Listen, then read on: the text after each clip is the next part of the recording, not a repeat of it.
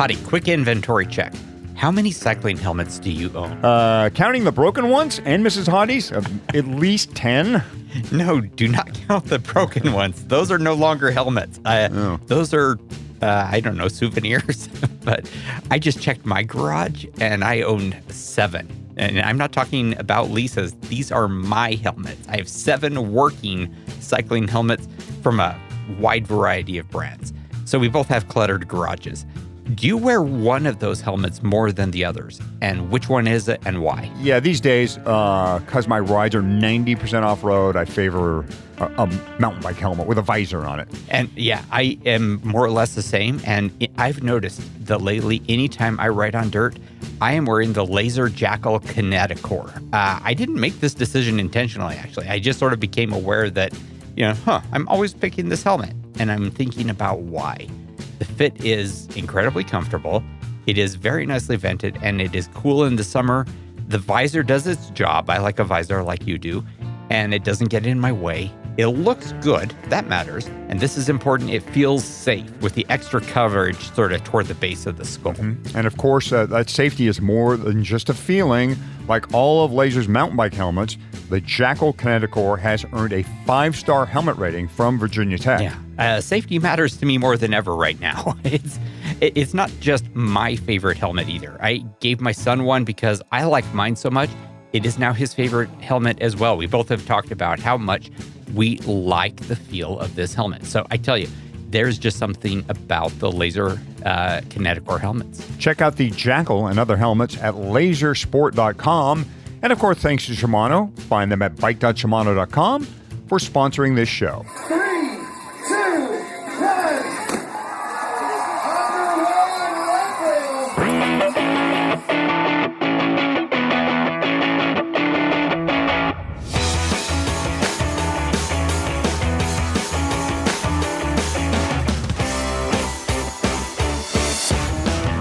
Leadville, the podcast for the 100-mile mountain bike race presented by Shimano. Find them at bike.shimano.com.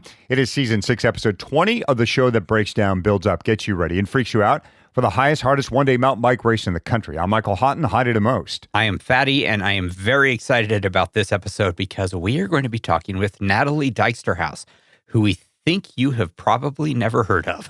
But she, along with a lot of our listeners, is going to be racing the Leadville 100 this year for the first time. And if things go to plan, you will be hearing more about her soon. And we've got an LFAQ that I frankly find a little fishy.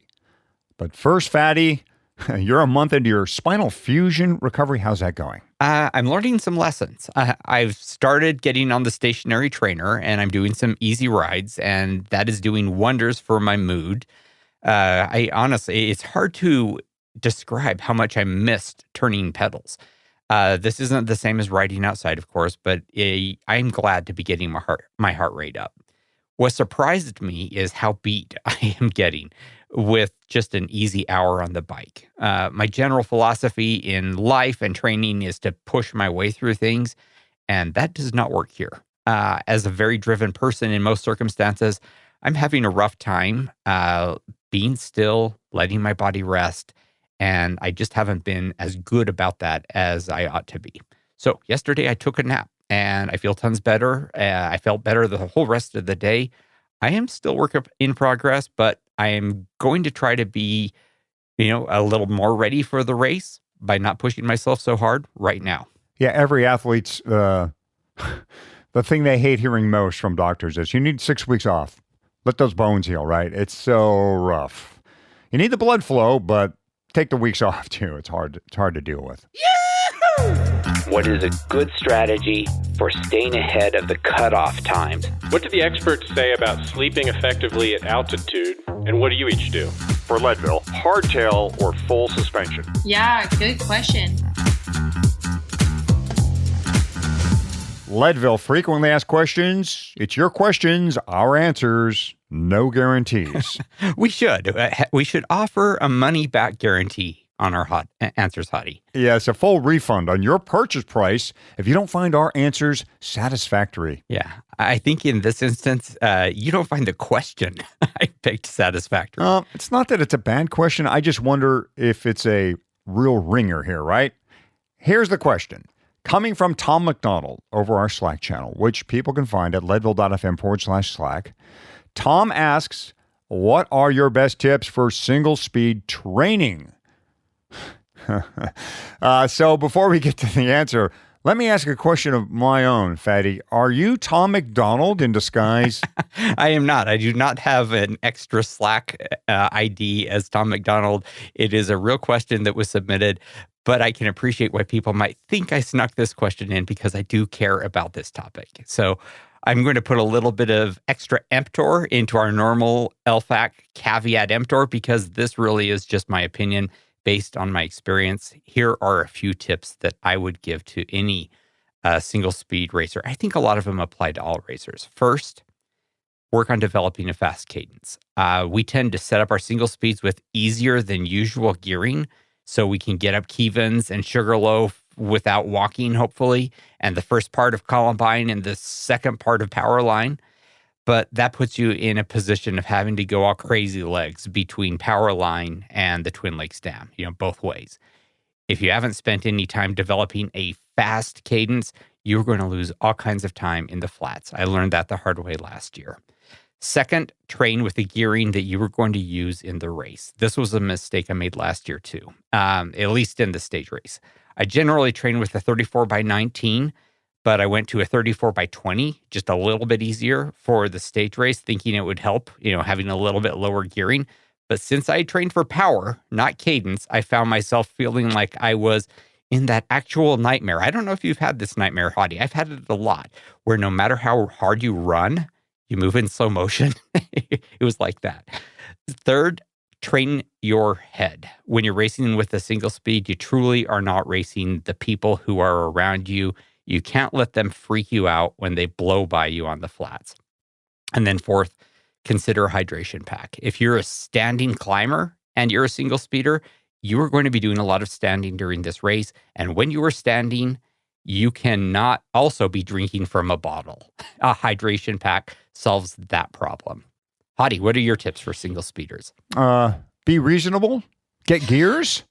That's a bad answer. I have so little experience, although I did a century on a single speed, a road bike century once. And all I can say is what Fatty said. It's like, ride the damn thing. I mean, I rode my single speed road bike not every day, but I think 3 out of the 5 days to work. And so it turned into my commuter. I made sure I climbed on it. Like I purposely sought out climbs that I thought I was going to face in the century and did those. I guessed the gear. I had no idea what kind of gearing to get. So I just got one I was comfortable with though. I never had a problem with spinning because I was always a good spinner from road racing days. The mashing though, I mean, I guess you don't have to train for that, right? Because you're naturally a mash. How would we tell people though to be ready for kind of the extra stress that's going to happen when they do point the bike uphill? Like there's no bailout gear, right? Yeah. Your gear is your gear. I maybe should have had another tip there, and it was one that actually the good folks at Trainer Road gave me a long time ago when I was asking them about Lisa, who was working on hopefully setting a new record for single speeding in Leadville 100, which she did set that year. But they were saying you need to spend time both in high cadence and in ultra low cadence. You need to get used to both. You got to go and you got to climb the hard hills, do sustained high effort stuff. When you're on, you got to do some climbs in big gears on your road bike that you normally would do in your granny just to get used to going extra hard. And then there's no shame in walking tip that I might give, and that is when you're on a single speed, you can burn a match climbing up 30-40 feet, or you can get off your bike and do that 30-40 feet when it's hard. When you blow yourself up riding in something that is incredibly intense, you're burning a match that maybe you aren't going to get back. So you got to get off and walk a little more often, and you have to be wise about it. Well, thanks again to Tom McDonald. And Tom, if you are fatty, we'll find that out too. Hope to see you at the starting line, Tom. See how you do. Tell me what your gears are. Looking forward to hearing that. Okay, so I have one more tip actually for single speeders, and it is the Envy M6 handlebar, the one with the 25 millimeter rises. So hear me out on why. The first is the width. That 780 millimeter bar, I'm a 5'7" guy. I am not tall and I am not that broad. I still ride without even cutting it down. That extra leverage, it matters when you're on a single speed and you are climbing. And of course, if you are if you're smaller than I am, or you just don't want a ridiculously wide bar, you can cut that down all the way to 740 if you need. Second, the rise. If you're standing a lot when you are single speeding, and you probably will be, a little bit of extra rise on the bars does some nice things for your back. And third, it is Envy. They are the best, most trusted carbon components in the industry. I simply would not ride with anything else. And I'll add for the rest of us, the M5 is a perfect Leadville handlebar option. Still plenty wide at 760, still can be cut down all the way to 720 with a rise or drop of 5 degrees and a 9-degree sweep for comfort. Yeah, either way, you're going to be getting the best, most trusted bar in the business. Check out the M5 and the M6 bars at envy.com. That's ENVE.com. This podcast has always been about the people who listen to it, people who are either racing or hope to someday race the Leadville 100. Yeah, and we, of course, bring pros on sometimes, but when we do, it is to draw inspiration from their stories and find what kind of practical advice we can draw from them. In the end, the show is about real people with real jobs and families who find a way to do something big and bold, ride the highest, hardest one-day mountain bike race in the country. Yeah, and our guest today is doing exactly that. She's a real estate professional. She's a mother of 2 very young children. Her husband also has a career and is also racing the Leadville 100. Busy family. But while anyone who does this race is doing something pretty amazing, our guest is really upping the ante. We've always loved our friend Nate Whitman's tagline, the fastest man you've never heard of. Well, if things go her way this August, we may be able to say we're interviewing the fastest woman you've never heard of.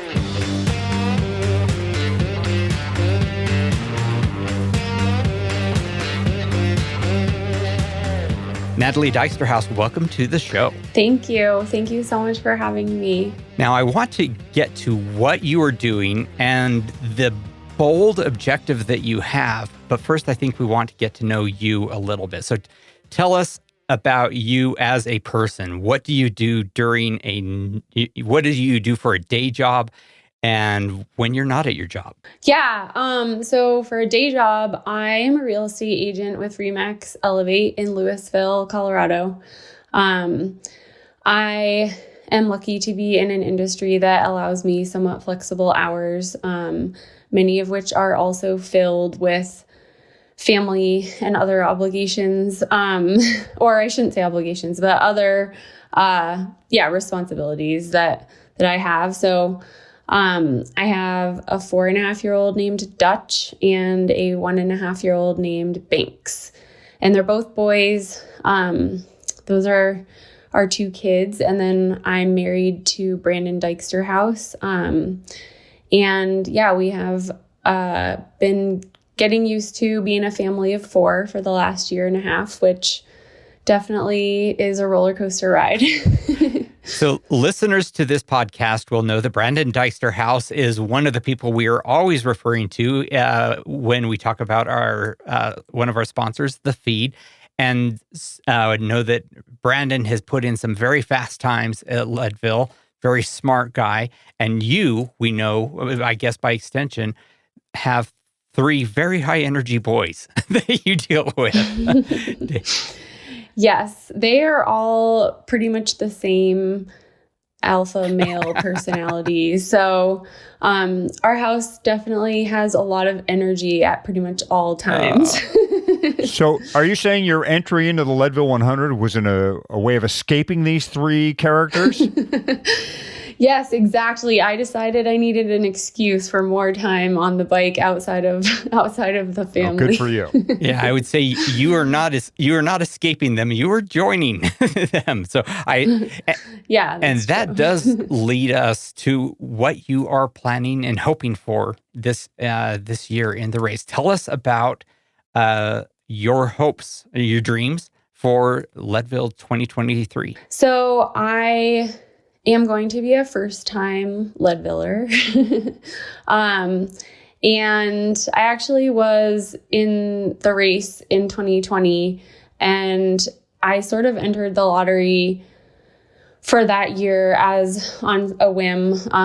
Brandon had done the race before that and had just fallen in love with it. So I kind of thought, well, I guess maybe I'll just see if I get in. And then I was sort of casually increasing my volume on the bike and was feeling pretty good and starting to kind of get excited about training for it. And then COVID canceled the race that year. So I just put that on the back burner for a while. But when I got back into the race again for 2023, I definitely gave it a lot of thought as to how I wanted to approach it. And yeah, I just decided that I wanted to go for it. And so I have some big goals this year. Yeah, you said you were in for 2020. Some people might be going to the math and go, why wasn't she trying to race in 21 or 22? But remember, 1.5-year-old, right? That gets in the way, correct? Yeah, exactly. Yeah. So I had a few years, again, where doing this kind of a race and having this kind of a goal was not really an option. So what grabbed my attention was, of course, in addition to being a sponsor, Brandon's a friend and, someone that we go to for wisdom and advice on all things racing. And he bragged about you. He said, Natalie is going to win the women's category this year. And I, of course, started Googling you, and there are not a ton of races this year. So is that an accurate description of what you are actually going for this year? And if so, how can a first-time racer, a first-time Leadville racer, hope to make, that kind of an audacious goal? Yeah, it is accurate. So I think it sort of started a little bit through Brandon.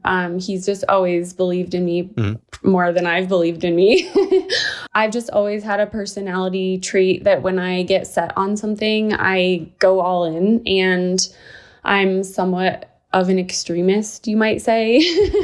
But I just really love riding my bike, and I enjoy pushing myself in sport a lot. It's just a part of my personality that I learned from a young age through ski racing. And so I truly believe that life would be incredibly boring if we never challenged ourselves.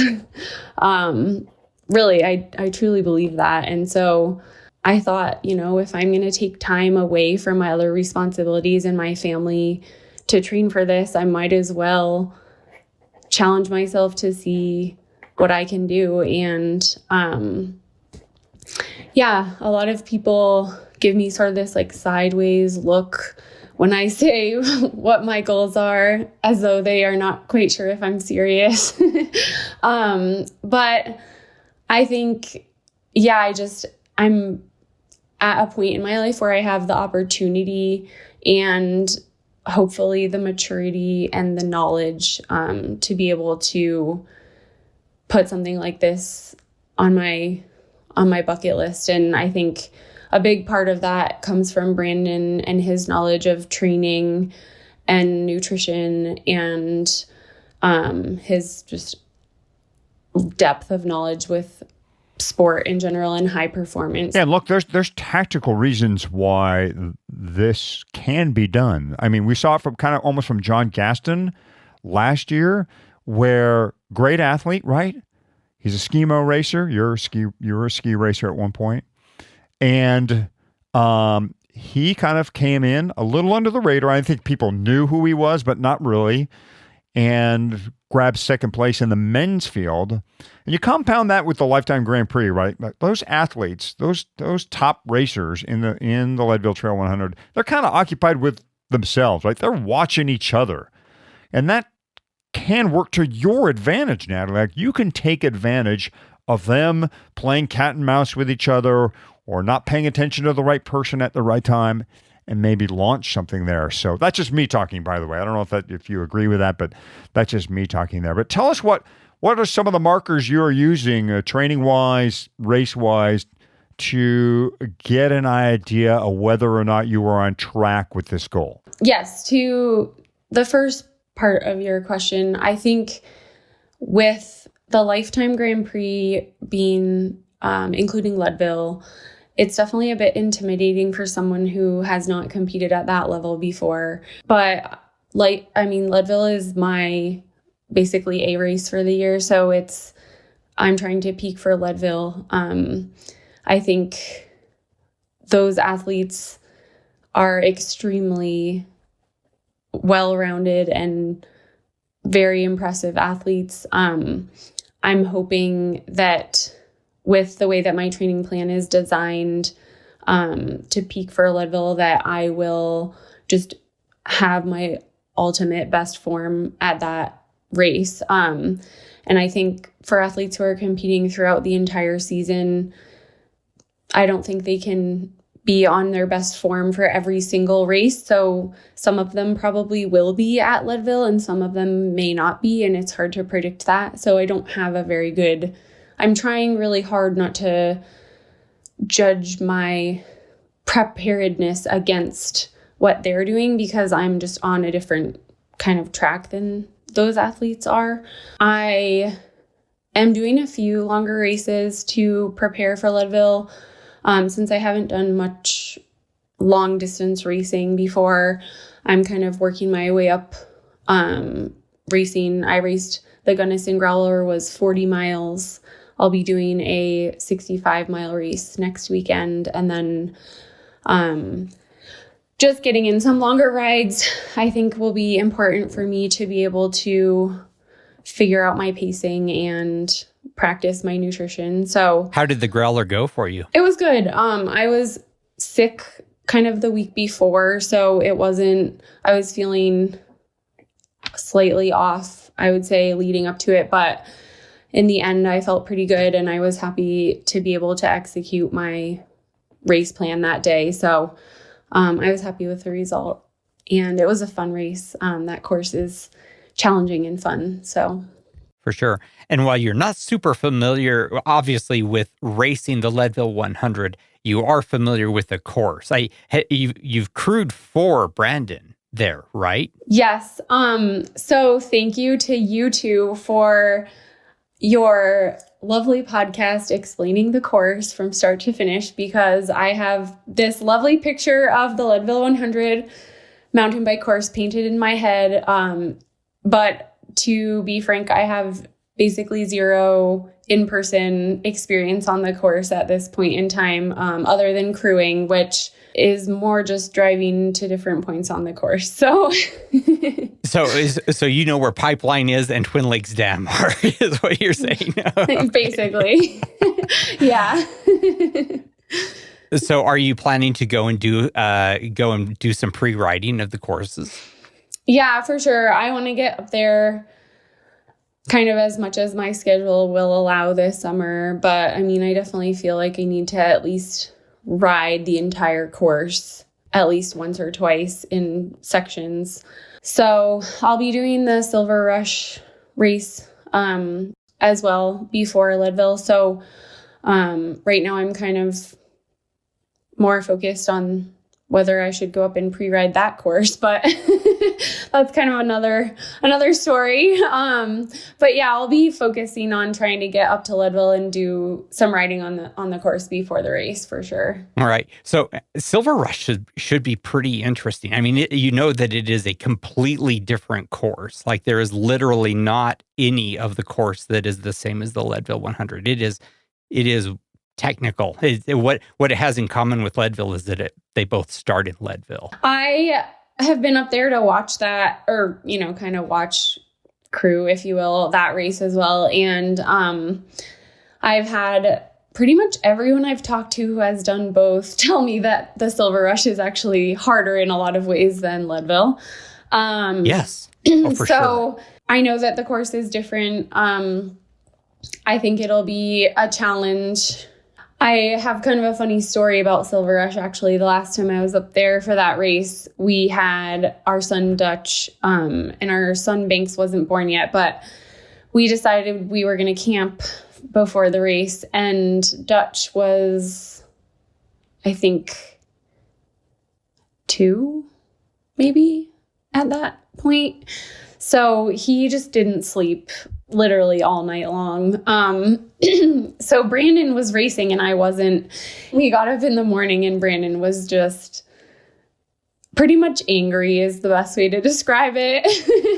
But he looked like he was just not sure he was even going to race. He was just completely blown out from being up all night and being at altitude.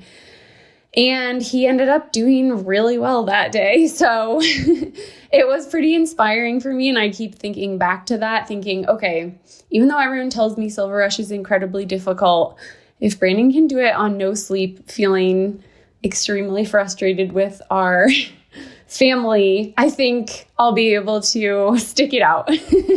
For sure. I mean, your experience is the experience of a lot of young parents that, kids, when they come up to very high altitude, they have a lot of the same experiences that adults do. That is, they get a little bit of an altitude headache. They are far from home. They don't know what is going on, and they have a harder time expressing it. And so there's, the kids don't sleep through the night, which means that parents don't sleep through the night either. As someone who has had little kids at Leadville, I hear and sympathize with you. So there's the lesson for everyone. Race sleep deprived and grumpy. Racing angry, that'll make you fast. But I do want to know, I mean, you are working toward a really ambitious goal. I mean, how are you training? And who do you have coaching you? How do you hope to get to the point where you can go toe to toe with all of these pro women who are, if it's not their primary goal, it's certainly one of their main goals for the year? I have basically a daily conversation with myself about how to squeeze all of this in. And it comes down to just being extremely efficient with my time and prioritizing and reprioritizing all the time.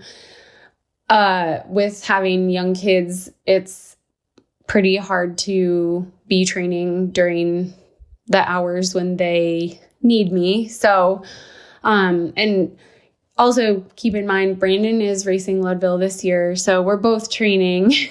And he's working too. So you've got two people who are racing doing this race. I assume he's racing Leadville this year, right? I guess yes. I didn't know for 100%. Yeah, we're racing each other.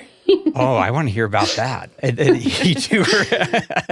But I mean, 2 careers, 2 kids under the age of 5, and 2 people racing the Leadville 100. I mean, honestly, the time management is probably one of your biggest challenges. But, setting that aside for a second, I mean, what does a week on the bike look like for you? Anyone who knows Brandon and myself knows that we do a lot of our riding before the sun comes up.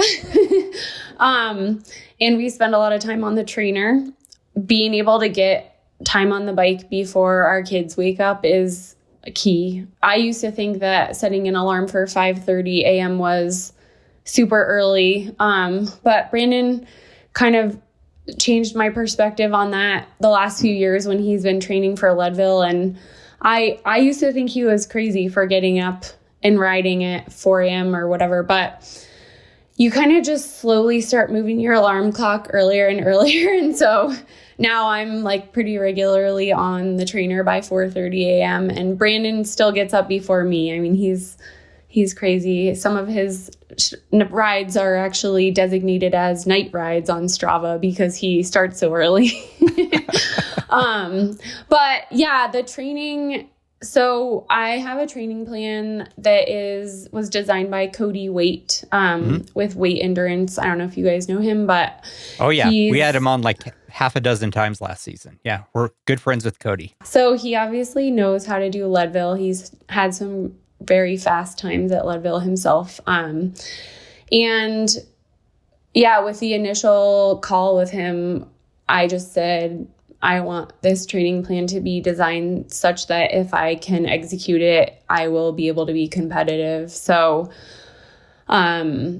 I'm trying to kind of just stick to that plan. And I've basically been training since right around the first of the year on that plan. And he has had the volume increasing over the course of the year. So during the winter months, it wasn't anything crazy, but it's definitely getting a little bit more challenging to find the time for some of those longer hours now that the volume has increased. One of the ideas with training is to identify weaknesses and then work on our weaknesses, right? And with Leadville, for most of us, the weakness is the length of that race. What did Cody identify as your weaknesses, Natalie, and how are you trying to make it a strength?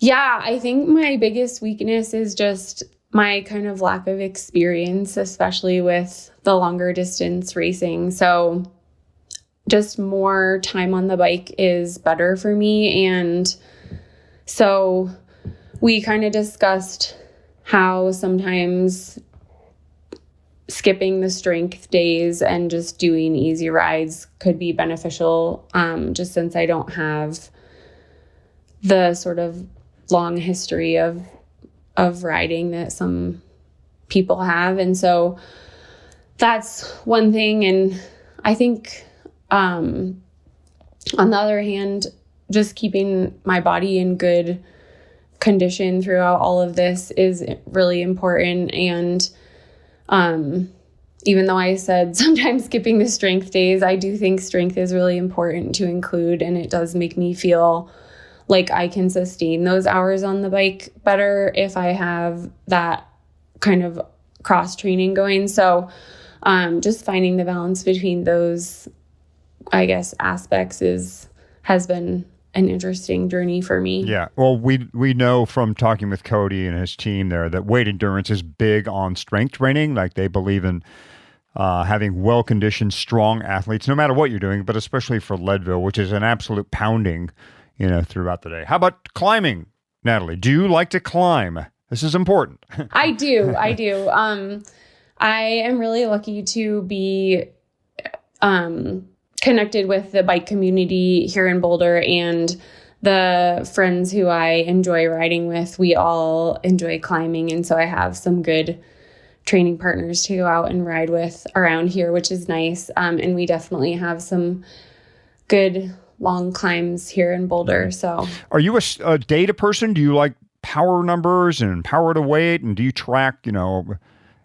hours per week you're riding, or are you more, I go by feel? I'd say I'm kind of in the middle. I used to be like 100% by feel, but I've gotten a little bit more educated on the numbers. And so it definitely helps me gauge how I'm doing. And Brandon's like such a data geek on this stuff. He just will go off the deep end with all the different metrics and spreadsheets and all of this. So he kind of tries to keep me on that track, but I don't always keep up quite as well as he does with that. But I do definitely look at power and heart rate, and I've been doing some blood lactate testing this year during my training, which has been really interesting to learn about. So we'll get back to Natalie in just a sec, but I want to talk about one of the most important and most overlooked decisions you're going to make before doing the Leadville 100. What bibs are you going to wear? DNA Cycling's got a terrific answer to that question. They're gravel bibs. And we agree, including those bibs with our Leadville kit last year. Yeah, that was not a marketing decision. I love DNA gravel bibs. It's the simple fact. First and foremost, they have a fantastic chamois, one that I am perfectly happy to spend all day riding with. Next, these bibs are practical. Until you look close, they look like road bibs, but they've got mesh pockets on each side, which means you have an easy place to either stash a couple of gels, or as I prefer, I put my empty wrappers to keep them separated from my gels. Then in the back, you've got a couple of more pockets where you can keep a couple of little items you want to have with you, but don't really expect to use them during the race. For example, if you're going to carry a phone, put it in the bib's back pocket or your hotel key card. Yep, I've done both of those things. And then there is the fit. The braces on these bibs are just right. That is not easy to do. They are light, but they keep the bibs up and snug. The silicone leg grippers, they keep the bottoms of the bibs exactly where they belong, and the panel design is nice and light. It compresses just the right amount, and they're just incredibly comfortable to wear. I tell you, Hadi, I used to be a Rafa guy. Now I'm a DNA guy for about half the price. Check out all of DNA's cycling products, both for custom or off the shelf at dnacycling.com. All right, let's get back with Natalie. You'll want to be sure to stick around for the whole interview. She makes a very compelling case for why she's going big at the Leadville Trail 100. Now, you told us you're a cyclocross racer, and a good one at that, which is great. So what are your bike skills like on the mountain bike? And do you think they cross to Leadville Trail 100 skills? I think my skills will be adequate for Leadville. It's actually a funny story. So growing up, I was a skier, and I started kind of dabbling in road biking casually in my later teens or young, like adult years.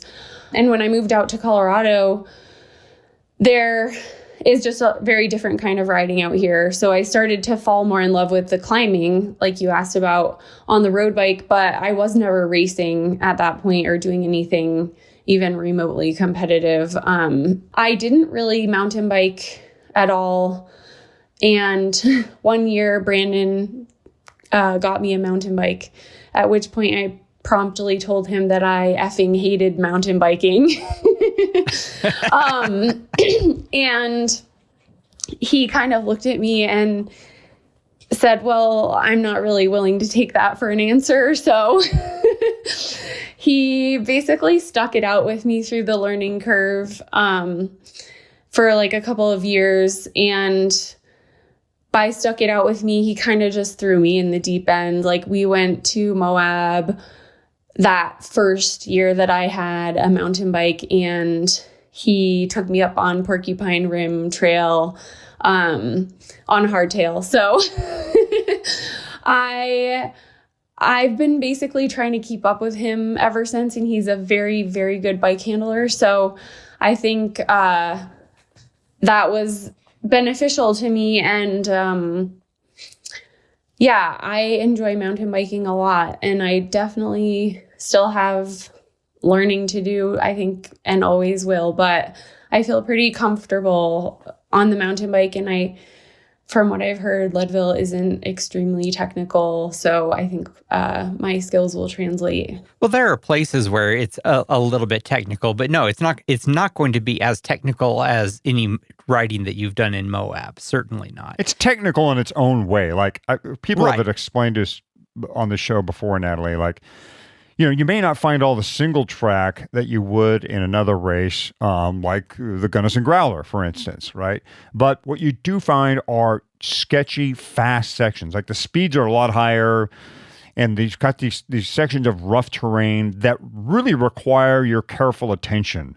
There may be more room laterally on the trail, but there's still these obstacles that you're going to find. Sugarloaf descent, and coming down the Go Trail, and the top of Powerline outbound. Like, all these sections do require technical skills, just not the ones that most mountain bikers associate with technical skills. Yeah. If you've been riding like a Massaback in Moab, there's not going to be anything in Leadville that is going to surprise or challenge you. You're going to be fine, at least technically. Yeah, so I think that's where my alpine skiing background comes into play. And I think it is part of what helped me learn bike handling just in general, because I kind of grew up in like a sport that's basically high risk, high reward, and you're going at high speeds. So that plus just learning how to corner and knowing how to choose your line and look ahead has been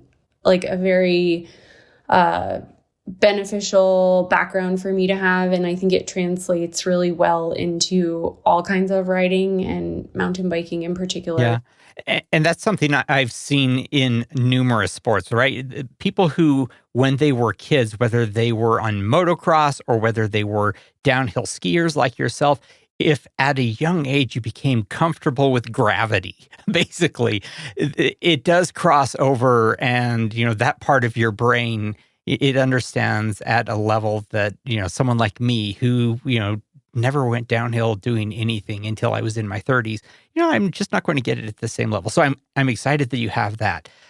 What is as or perhaps more important is, of course, your endurance during the Leadville 100. And a big chunk of that, we talk about eating all the time.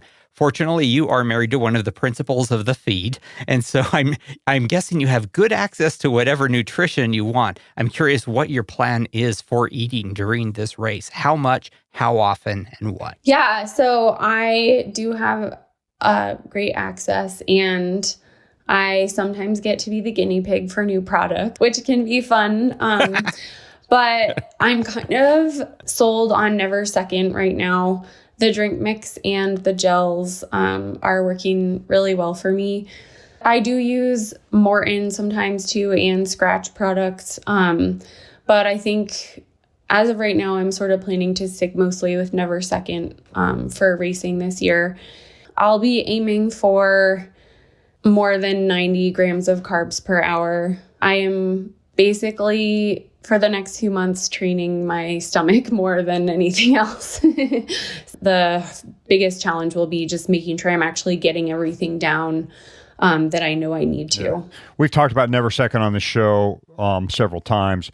It is such a cool system because the counting is so easy, right? Everything's either 30 grams or 60 grams, which means for you to get to your 90 grams, you just go, 2 gels and a drink, or 1 60-gram drink mix and a gel, and I got it, right? So what type of, how do you like to get your calories, Natalie? Do you like to drink them? Do you like gels? Do you combo it up? Tell us how you break it down. I combo it. I really enjoy having the fast energy that I feel from getting a gel down when I need it for, a climb or something that's coming up. But I know myself well enough that I know I won't get everything down if I don't have it in the drink mix. So I need that going for me to be able to reach the numbers. For electrolytes, I'll be probably taking some salt stick chews with me. The Never Second does have a decent amount of electrolytes actually in it, in the gels and the drink mix. So that's nice. But I know that I'll be aiming for higher numbers than that for electrolytes. So yeah, we've seen a lot of this with a high level athlete these days, is they kind of stick to these ecosystems, right? Like you're an SIS athlete, you do all SIS product, or you're a Never Second athlete and you stay within that system. Is that how you envision it? Doing it, Natalie, is just stay within that system? Yeah, I've kind of been experimenting with that this summer with my training. And I have heard from some people that because of palate fatigue, it can be good to change up what you're having just to have a different flavor going or something. But it's nice because Never Second has added a bunch more flavors to their lineup this year. So I'm kind of planning on sort of staying within that one lane for racing. And I think just for me, knowing what I'm getting and knowing my stomach can handle it is going to be important. And I think I'm more comfortable just sticking with kind of one product line all the way through. So you are going to be on the course. Your husband is going to be on the course. Who is crewing for you, and will they have the little boys along with them? We actually don't really have our crew fully set up yet. We were more concerned.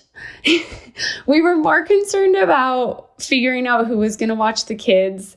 So that was sort of our primary planning that we needed to do. And my mom is planning to watch the kids. And I think she may bring them up to the course kind of near the end of the day, but I'm not sure exactly what that plan will be. As far as the crew, I have been completely overwhelmed with the amount of love that my friends have shown me when I've told people that I'm doing this race. And I've had some people just offer to crew from the second I told them that I'm racing. So we'll see who actually wants to follow through on that. But otherwise we'll just be out on course, yelling, "Somebody hand me a gel." I will just say, just have them set up their tent right next to Hottie and Mrs. Hottie, and they will be learning from the absolute best who are out there. Lisa and I absolutely rely and trust on them, and a lot of other people do as well. They stay busy the whole day. Brandon's even gotten a hand up for me. Uh-huh. And I even tried to force something on him on the way down from Columbine. He refused. I thought, what is this guy? Okay, he's Superman, I guess. He just wants to keep going. Something we haven't asked athletes very often on this show, Fatty, and I don't know why, is in addition to their on-the-bike nutrition, is their off-the-bike nutrition. And so Natalie, what is your go-to pre-race? Let's talk breakfast. Like, what do you like? What gets you going in the morning? We say food is mood here on the show, and we start with breakfast. So what do you like to have for breakfast for a big day or for Leadville? Right now, I've been really enjoying some just pancakes and eggs, basically. I like the Bob's Red Mill pancake mix. It's actually gluten-free, which I'm not gluten-free, but I feel like that just does well with me on race day. I need to have some protein to kind of sustain my stomach up until like the start, basically. And that has worked well for me. So yeah. And then coffee, of course. Coffee, of course. Yeah, pancakes are the new oatmeal, I think, Fatty. I mean, I hear more athletes. Kate Courtney's a waffle person. She loves waffles. She's famously travels with a waffle iron in Europe for all these UCI World Cup races, and then I hear a lot about pancakes. So pancakes are the new oatmeal, folks. It's comfort food. It feels a little bit like home. It's something nice and normal on a day that is anything but nice and normal. So yeah, and of course they go great with eggs. And so you got your big hit of carbs, and you've got some nice protein, some fat. It's the whole deal. I totally get that. Natalie, we are not looking sideways at you when you are proposing to win the women's category at Leadville. We are going to be super excited to see how your race day goes. And we want to talk to you again after this whole thing is over, and you can no longer say that you've never raced the Leadville 100 before and that you have seen more than Pipeline and Twin Lakes Dam. Part of my motivation for having such a big goal is just that I really try to live by the motto that like anything worth doing is worth doing well. And I think a lot of that came from my dad, and he is very like anything he does, he wants it to be done right. And I just really grew up with that that value kind of instilled in me. And so I think going into this, I just, I want to take the opportunity that I have. And a lot of people have asked me, why this year? Like, why not next year? Or why now? And I don't really believe in like putting things off just, on the chance that they might work out. And I don't think anything is certain. So to me, it's better to take advantage of what you have when you can. And it's kind of cliche, but like I'm doing it because I can. And that's the truth. And I really, I question it sometimes because, like we've talked about, I think my responsibilities just is kind of a laundry list of things, from training to parenting to work to, managing the house, everything. And I want my kids to know that it's okay to have big goals, and that it's okay to put that out there and have confidence in yourself, even if, things don't always turn out the way that you hope. And it's kind of another topic, but I'm not sure I believe in like the way that our society tries to sort of downplay like the competitive nature of children and youth sports. And I want my kids to know that like it's okay to struggle and to work through challenges instead of trying to avoid them. And so we're pretty open in our house about like, I don't necessarily hide my struggles from my kids. And I think it's good for them to see that you can get to the other side of something. And I want them to grow up knowing that like they can be proud to just have gone through the process of challenging themselves and like maybe gaining a little grit on the other side of that. 100%. Absolutely. As another very competitive parent, I am right with you. Absolutely right with you. The participation is awesome, but having a little bit of ferocity built into you is a nice thing to show. Natalie, thanks so much for sharing your story. Look forward to seeing you at the finish line. Thank you. I really appreciate you guys having me on, and I'm a very big fan of your show, so I really appreciate it.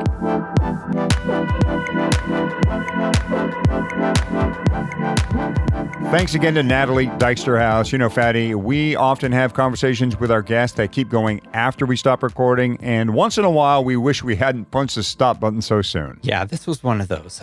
It was after we stopped recording that Natalie told us the kind of training volume she is currently putting in, 15 to 17 hours each week.